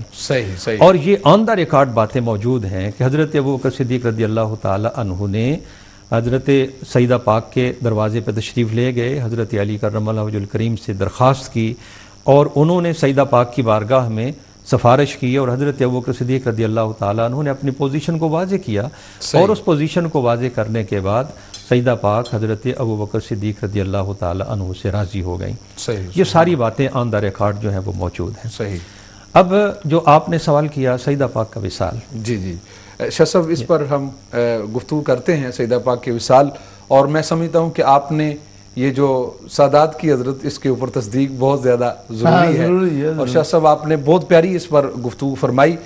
لیکن اس جو محسن صاحب نے جو بات کی کہ اس میں بخاری شریف میں لکھا ہوا ہے، اس پر بھی ابھی ہم گفتگو کرتے ہیں، چونکہ حضرت مفتی صاحب کی بھی گفتگو کمپلیٹ نہیں ہوئے۔ تو ناظرین، ہمارے پروگرام میں family and companion of prophet Muhammad صلی اللہ علیہ وسلم پروگرام میں چونکہ ایک بریک کا وقت بھی ہے، تو ملتے ہیں ایک بریک کے بعد، دیکھتے رہیے امہ چینل۔ بسم اللہ الرحمن الرحیم، السلام علیکم ورحمۃ اللہ وبرکاتہ۔ ناظرین، بریک سے واپسی پر آپ تمام کو خوش آمدید کہتے ہیں۔ Family and companions of prophet Muhammad صلی اللہ علیہ وسلم پروگرام میں جو ہمارا آج کا ٹاپک ہے وہ سیدہ طیبہ طاہرہ خاتون جنت رضی اللہ تعالی عنہا، آپ کی ذات کے حوالے سے گفتگو ہو رہی ہے، آپ کی سیرت کے حوالے سے گفتگو ہو رہی ہے۔ ناظرین، بغیر کسی تاخیر کے شاہ صاحب قبلہ جو ہمارے سوالات کے جوابات عطا فرما رہے تھے، میں چاہتا ہوں کہ شاہ صاحب اسی کو کنٹینیو رکھیں۔ بسم اللہ الرحمن الرحیم۔ جس طرح اصول تفسیر، اصول حدیث، اصول الفقہ یہ علوم ہیں، اسی طرح ایک اصول التاریخ بھی ہے۔ جی بہتر، یعنی تاریخ کے بارے میں جو اصول ہیں ان کی وضاحت اس میں ہوتی ہے۔ اصول تاریخ میں کسی بھی تاریخی روایت کو پرکھنے کا طریقہ بیان کرتے ہوئے یہ کہا گیا کہ جب آپ کسی تاریخی روایت کے بارے میں یہ جاننا چاہیں کہ یہ روایت صحیح ہے یا غلط، جی، تو آپ اس دور میں بیٹھ کر اس دور کی تاریخ نہ پڑھیں، اپنے آپ کو اسی دور میں لے جائیں جس دور کا وہ واقعہ ہے، اس زمانے میں اپنے آپ کو لے جا کے یہ غور کریں کہ کیا یہ واقعہ اس انداز سے ہو سکتا ہے صحیح۔ اگر اس زمانے میں اس واقعے کا اس انداز سے ہونے کا امکان ہو اور کوئی تاریخی روایت ایک ایسا واقعہ بیان کرے تو اس واقعے کو قبول کر لیا جائے۔ جی، لیکن اگر واقعہ ایسا ہے جو اس دور کے میں جا کر جب ہم اس پہ غور کریں تو اس دور میں اس طرح کا واقعہ نہ ہو سکتا ہو، جی، تو پھر ایسے واقعے کو تسلیم نہیں کیا جائے گا۔ صحیح، میں سمجھتا ہوں اس بنیادی اصول کو سامنے رکھ کے جی اگر ہمارے دوست ان واقعات کو پڑھنے کی کوشش کریں اور پرکھنے کی کوشش کریں تو بہت ساری ایسی چیزیں ہوں گی جو ان کا اپنا ضمیر خود انہیں بتا دے گا کہ یہ واقعات من گھڑت ہیں، یہ واقعات غلط ہیں، یہ بات صحیح نہیں ہو سکتی۔ کیا بات۔ مدینہ منورہ میں نبی کریم صلی اللہ علیہ وآلہ وسلم اور آپ کے خاندان کے ساتھ جو محبت، جو عقیدت صحابہ کرام رضوان اللہ علیہم اجمعین کے دلوں میں تھی، وہ ایک ضرب المثل کا درجہ رکھتی ہے۔ سبحان اللہ، سبحان اللہ۔ سیدنا علی کرم اللہ وجہ الکریم کی شجاعت ضرب المثل کا درجہ رکھتی ہے۔ صحیح۔ سیدہ پاک کے یعنی جب حضرت ابوبکر صدیق رضی اللہ تعالی عنہ خلیفہ بنتے ہیں جی، تو آپ کے خلیفہ بننے کے بعد حضرت علی کے گھر پہ حملہ اور سیدہ پاک جو ہیں ان پر دروازے کا گرانا اور اس صورتحال میں کسی بچے کا ضائع ہو جانا، یہ ساری باتیں جو بیان کی جاتی ہیں، اگر اس اصول کے تحت یہ دوست پرکھنے کی کوشش کریں گے جی، تو ان کا اپنا ضمیر اس بات کی گواہی دے گا جی، کہ مولا کائنات جیسے شجاع کی بیوی ہو، رسول اللہ صلی اللہ علیہ وسلم کی بیٹی ہو، خاندان رسول صلی اللہ علیہ وسلم کی حرمت کا پاس کرنے والا سارا مدینہ منورہ موجود ہو، تو یہ کیسے ممکن ہے کہ ایک آدمی جائے اور جا کے وہ اور حضرت علی کرم اللہ وجہ الکریم خاموش تماشائی بنے، وہاں کھڑے ہو کر دیکھتے رہیں۔ تو میری سمجھ میں نہیں آتا کہ یہ سارا کچھ بیان کر کے بغض صحابہ کا درس تو دیا جا سکتا ہے، لیکن یہ سارا کچھ بیان کر کے سیدنا علی کرم اللہ وجہ الکریم کی شان کیا بیان کی جا رہی ہے، رسول اللہ صلی اللہ علیہ وسلم کی بیٹی کی جو عظمت لوگوں کے سینوں میں تھی اس کا کیا تاثر دیا جا رہا ہے۔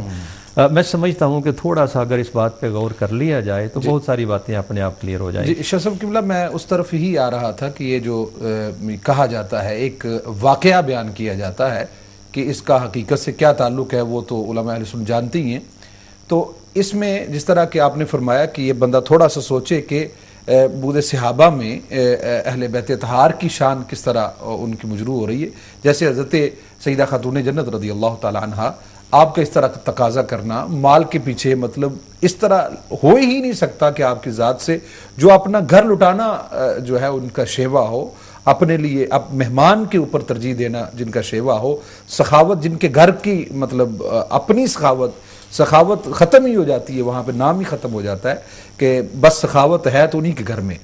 تو اسی طرح حضرت علی پاک کرم اللہ تعالی وجہ الکریم سمجھ میں تو نہیں آتی، لیکن میں چاہتا ہوں شاہ صاحب اس پر روشنی ڈالیں کہ یہ جو واقعہ بیان کیا جاتا ہے کہ سیدہ پاک کے 2 بیٹے تھے یا 3 تھے؟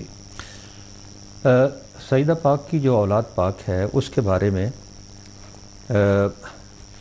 مدارج النبوہ میں شاہ عبدالحق محدث دہلوی رحمۃ اللہ تعالی علیہ نے جو تفصیل بیان فرمائی ہے، جی، وہ فرماتے ہیں کہ سن 3 ہجری میں سیدنا امام حسن کی ولادت ہوئی، جی، سن 4 ہجری شعبان میں سیدنا امام حسین کی ولادت ہوئی، سن 5 ہجری میں سیدہ زینب کی ولادت ہوئی، اور سن 7 ہجری میں یعنی 2 سال کے بعد سیدہ ام کلثوم آپ کی ولادت ہوئی۔ جی، اور آپ فرماتے ہیں کہ اس کے علاوہ بعض روایات میں ایک بیٹے محسن اور ایک بیٹی سیدہ رقیہ کا ذکر ملتا ہے، اور یہ دونوں چھوٹی عمر میں وصال فرما گئے۔ بالکل صحیح، یعنی یہ نہیں کہ وہ جیسے بیان کرتے ہیں کہ پیٹ میں ہی بچے کا ضائع ہو جانا، جی جی، ان روایات کے مطابق ولادت ہوئی اور چھوٹی عمر میں ان کا وصال ہوا۔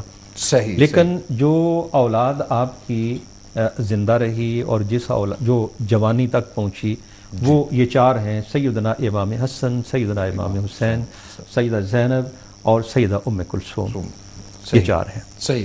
تو شاہ صاحب سیدہ پاک کی بہنیں اور نبی کریم صلی اللہ علیہ وسلم کی دیگر بیٹیاں، بعض لوگ تو کہتے ہیں صرف ایک بیٹی ہیں، یہ بہت بڑی جہالت ہے۔ جی، نبی کریم صلی اللہ علیہ وسلم کی ساری اولاد پاک سیدہ خدیجہ الکبریٰ رضی اللہ تعالی عنہا کے وطن سے ہے، صحیح، اور سیدہ خاتون جنت کے علاوہ 3 صاحبزادیاں سیدہ زینب، سیدہ رقیہ، سیدہ ام کلثوم، یہ تینوں بھی رسول اللہ صلی اللہ علیہ وسلم کی صاحبزادیاں ہیں۔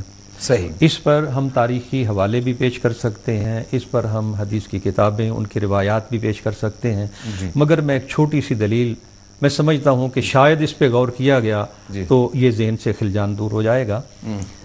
نبی کریم صلی اللہ علیہ وسلم کی صاحبزادی سیدہ خاتون جنت کی موجودگی میں مولا کائنات نے دوسری شادی نہیں کی۔ بے شک، صحیح۔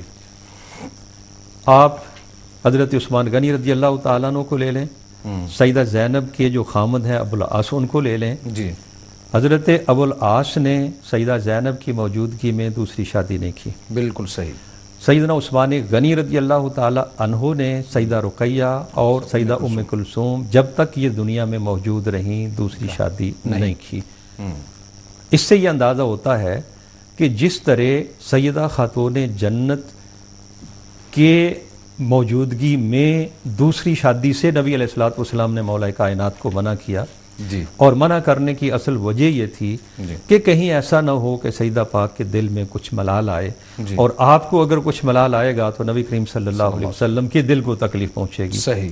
تو یہی صورتحال اگر وہ بیٹیاں نبی علیہ الصلوۃ والسلام کی بیٹیاں نہ ہوتیں تو عرب میں تو عام رواج ہے، اور ان کے وصال کے بعد حضرت عثمان غنی رضی اللہ تعالی عنہ نے جو شادی کی تو وہ ایک شادی نہیں، ایک سے زائد شادیاں حضرت عثمان غنی رضی اللہ تعالیٰ عنہ کی ہیں، مگر ان صاحبزادیوں کی موجودگی میں نہ حضرت عثمان دوسری شادی کرتے ہیں، نہ حضرت ابو العاص دوسری شادی کرتے ہیں، اور نہ مولا کائنات دوسری شادی کرتے ہیں۔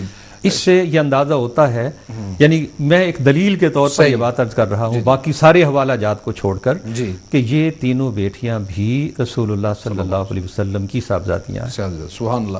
شاہ صاحب چونکہ ہمارا جو ہے فیملی اینڈ کمپینینز پروگرام ہے تو اس میں انشاءاللہ تعالی ہم سرکار دو عالم صلی اللہ علیہ وسلم کی 4 نورزادیاں انشاءاللہ اگلے پروگرام آپ کی 4 بیٹیوں کے اوپر، جس طرح آپ کے 4 یار ہیں تو انشاءاللہ 4 بیٹیوں پر بھی گفتگو، چونکہ سیدہ پاک کی جو ہے وہ زندگی اور اس پر تو گفتگو ہو چکی ہے، انشاءاللہ باقی جو 3 بیٹیاں ہیں ان پر بھی گفتگو کریں گے۔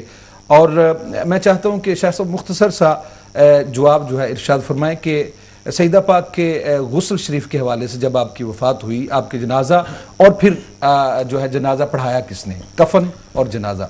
اس وقت الوداع والنہایہ جو ہماری اہل سنت کی بڑی معتبر تاریخ تصور کی جاتی ہے وہ میرے سامنے ہے۔ اس میں امام ابن کثیر وہ فرماتے ہیں کہ جب سیدہ خاتون جنت کے وفات کا وقت قریب آیا تو اسماء بنت امیس رضی اللہ تعالی عنہا، یہ اسماء بنت امیس پہلے حضرت جعفر طیار کی بیوی ہیں۔ حضرت جعفر طیار کے وصال کے بعد، ان کی شہادت کے بعد حضرت ابو بکر صدیق رضی اللہ تعالی عنہ نے ان سے نکاح کیا، اور انہی سے محمد بن ابی بکر ہیں جو حضرت علی کرم اللہ وجہ الکریم کی پرورش میں رہے۔ تو حضرت ابو بکر صدیق کے وصال کے بعد سیدنا علی کرم اللہ وجہ الکریم نے ان سے نکاح کیا۔ جب سیدہ پاک بیمار ہوئیں تو اسماء بنت امیس حضرت ابو بکر کی زوجیت میں تھیں، انہی کے گھر سے آ کر وہ سیدہ پاک کی عیادت کرتی تھیں، اور یہ بات ناممکنات میں سے ہے کہ سیدہ پاک کا وصال ہو، رسول اللہ صلی اللہ علیہ وسلم کی صاحبزادی اس دنیا سے رخصت ہو اور اہل مدینہ کو پتہ ہی نہ چلے کہ سیدہ پاک کا وصال ہو گیا ہے، اور چند بندے جا کے انہیں دفن کر دیں اور لوگوں کو کانوں کان خبر نہ ہو کہ سیدہ پاک اس دنیا سے تشریف لے گئی۔ ہم یہ دیکھتے ہیں کہ جو لوگ تھوڑی سی عزت رکھتے ہیں معاشرے میں، ان کے ہاں جب موت ہوتی ہے تو آگ کی طرح یہ خبر پھیل جاتی ہے۔ تو یہ تو ناممکن ہے کہ حضرت ابو بکر صدیق رضی اللہ تعالیٰ عنہ کو پتہ ہی نہ ہو کہ سیدہ پاک بیمار ہیں، حضرت ابو بکر کو یہ پتہ ہی نہ چلے کہ سیدہ پاک کا وصال ہو گیا ہے۔ اور اس دور کا جو مسلمہ قانون اور اصول ہے اس کو جب آپ دیکھیں گے اور مختلف تاریخی حوالے دیکھیں گے تو وقت کا جو حاکم ہے وہ سب سے زیادہ حق رکھتا ہے کسی کا جنازہ پڑھانے کا۔ تو کرینے کے آس بات جو ہمیں نظر آتی ہے، روایات مختلف ہیں، بعض نے کہا حضرت علی کرم اللہ وجہ الکریم نے نماز جنازہ پڑھائی، اور بعض نے حضرت عباس کا نام لیا، اور اس پر سیدنا ابو بکر صدیق رضی اللہ تعالی عنہ کا نام بھی روایات میں موجود ہے کہ انہوں نے نماز جنازہ پڑھائی۔ تو اس دور کے معاملات کو جب ہم پیش نظر رکھتے ہیں کہ وقت کا حاکم، وقت کا خلیفہ، اس کا سب سے زیادہ حق بنتا ہے، تو اس بنا پر ہم یہ کہنے پر مجبور ہیں کہ یہ بھی ممکن نہیں کہ حضرت ابو بکر کو ان کی بیماری کا پتہ نہ چلا ہو، یہ بھی ممکن نہیں کہ ان کے وصال کا پتہ نہ چلا ہو، اور یہ بھی ممکن نہیں کہ ان کے وصال کی خبر مل جانے کے بعد حضرت ابو بکر اپنے گھر میں سوئے رہیں اور سیدہ پاک کے جنازے میں شرکت نہ کریں۔ اور جب وہ شرکت کرتے ہیں تو وہاں کا یعنی میں بہت سارے حوالے ایسے پیش کر سکتا ہوں کہ سادات کرام نے جو اپنے جنازے ہیں ان جنازوں کے موقع پر جو وقت کا گورنر تھا اس کو ترجیح دی اور اسے کہا کہ تم جنازہ پڑھاؤ۔ تو حضرت ابو بکر صدیق رضی اللہ تعالی عنہ اطلاع بھی ہوئی ہوگی، آپ تشریف بھی لائے ہوں گے، اور اس اصول کے مطابق مولا کائنات نے حضرت ابو بکر صدیق رضی اللہ تعالیٰ عنہ کی خدمت میں عرض کیا کہ آپ نماز جنازہ پڑھائیں۔ یہی بات ہمیں سب سے زیادہ مضبوط نظر آتی ہے۔ بہت خوب۔ ناظرین شاہ صاحب قبلہ نے بہت ہی پیارے انداز میں ہمیں رہنمائی فراہم کی.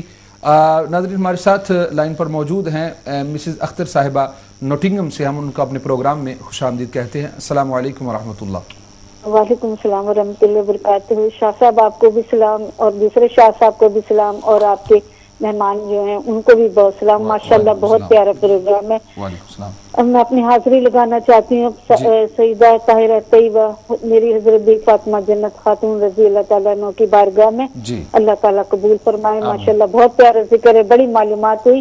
شاہ صاحب جیسے آپ سوچ رہے ہیں ویسے کیجئے گا. 3 اور جو ہماری مائیں ہیں, ہماری آقا صلی اللہ علیہ وسلم کے صاحبزادی ہیں, ان کے بارے میں بھی ہم معلومات کرنا چاہتے ہیں.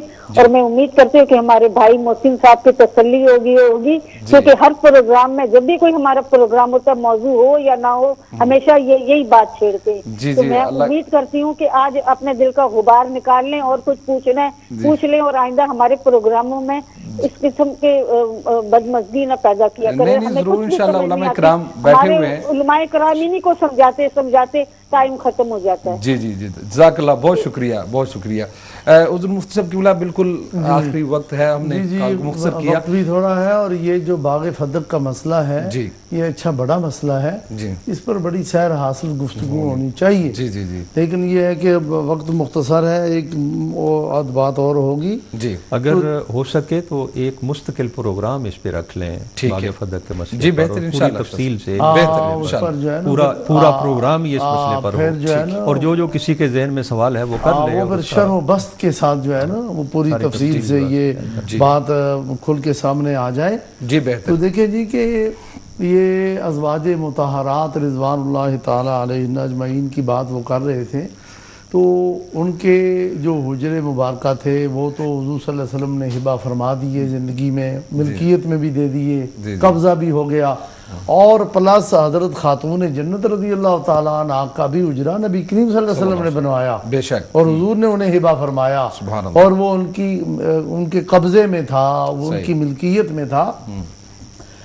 ازواج مطہرات رضوان اللہ تعالی علیہن اجمعین کے حوالے سے میں ایک بات عرض کرنے سے پہلے یہ ضرور عرض کرنا چاہوں گا کہ یہ جو باغ فدق ہے یہ اصل میں یہ مال فہ ہے, اور قرآن مجید میں اللہ تعالیٰ نے اس کے متعلق واضح طور پر ارشاد فرما دیا, ما افاء اللہ علی رسولہ من اہل القرى فللہ وللرسول ولذی القربى والیتامى والمساکین وابن السبیل. حضور اگر اجازت ہو تو ہمارے ڈبلیو خان صاحب ریگولر جو ہے نا کالر ہیں, بس ایک سوال کریں. ناظرین ہمارے ساتھ لائن پر موجود ہیں ڈبلیو خان صاحب, ہم ان کا پروگرام میں خوش آمدید کہتے ہیں. السلام علیکم ورحمۃ اللہ. ڈاکٹر صاحب السلام ورحمۃ اللہ وبرکاتہ. سعید شاہ گیلانی صاحب, سب سے پہلے آپ کو مفتی اسلم بنیادی اور پروفیسر ریاض حسین شاہ صاحب علیہ السلام. وعلیکم السلام. آپ کے اجازت پروگرام میں آخری لمحات میں 3 سوالات, لیکن چونکہ وقت بہت قلت ہے تو ایک سوال. بالکل. اور پروفیسر صاحب خصوصاً پوکری, امام ابو عبداللہ محمد ابن اسماعیل ابن ابراہیم ابن المغیرہ ابن برزیدہ الجوفی البخاری رحمۃ اللہ تعالی المتوفی 13 شوال 256 ہجری کے اپنے صحیح میں, یعنی محمد ابن مسلم ابن عبیدہ ابن شہاب الزہری جو پروفیسر صاحب ابھی ذکر کر رہا تھا, المتوفی 124 ہجری, یعنی ایک صدی بعد سے زیادہ بخار نے کیوں سند بنا کر اپنے جامع صحیح میں روایت عائشہ رضی اللہ عنہا سے کیا باغ فدق کے مسئلے پر. اس پر جیسے آپ نے کہا ایک اور شاید ایک سیریز ہونا چاہیے یا کم از کم ایک اور پروگرام کرنا چاہیے. اس کو عربی میں, فارسی میں, مختلف زبان میں اس کا روایت کر سکتا ہوں, لیکن مختصر سوال یہ ہے پروفیسر صاحب کو کہ اگر یہ صرف اس مسئلے میں محمد ابن مسلم ابن عبیدہ ابن شہاب الزہری سے روایت ہے سند بن کر, تو اور بھی بہت مسئلے ہیں ہمارے کتب ستہ میں جو کہ وہ اکیلا واحد سند ہے.